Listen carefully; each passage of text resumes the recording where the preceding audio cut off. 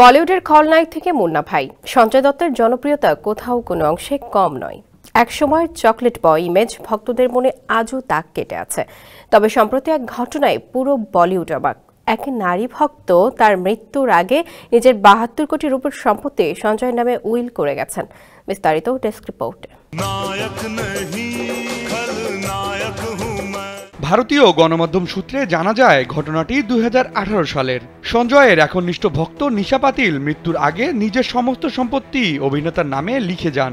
Bank কর্তৃপক্ষ চিঠি দিয়ে জানিয়ে দেন তার সব সম্পত্তির মালিক হবেন সঞ্জয় দত্ত।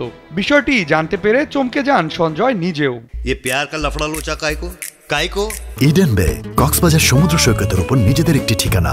মাত্র ৫ লাখ টাকায় আপনিও হয়ে যেতে পারেন এই হোটেলের মালিক। কিন্তু অবাক করার বিষয় হলো নিশার এই ভালোবাসার জবাবে সম্পত্তির মালিক হতে অস্বীকার করেন সঞ্জয়। अपुन जैसे टपोरी को क्या मालूम साला प्यार किस चिड़िया का नाम है। সঞ্জয় জানান তিনি কখনো নিশাকে দেখেননি বা চিনতেন না।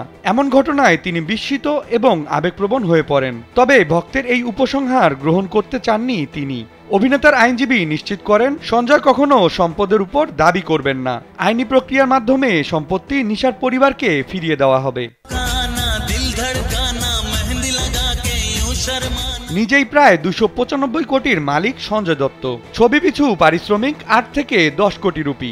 মুম্বাই ও দুবাইতে বিলাসবহুল বাড়ি, দামি গাড়ি, হুইস্কি ব্র্যান্ড, এমনকি একটি ক্রিকেট দলেরও মালিকানা রয়েছে তার। রয়েছে আরও একাধিক ব্যবসা। বিনোদন ডেস্ক, কালবেলা।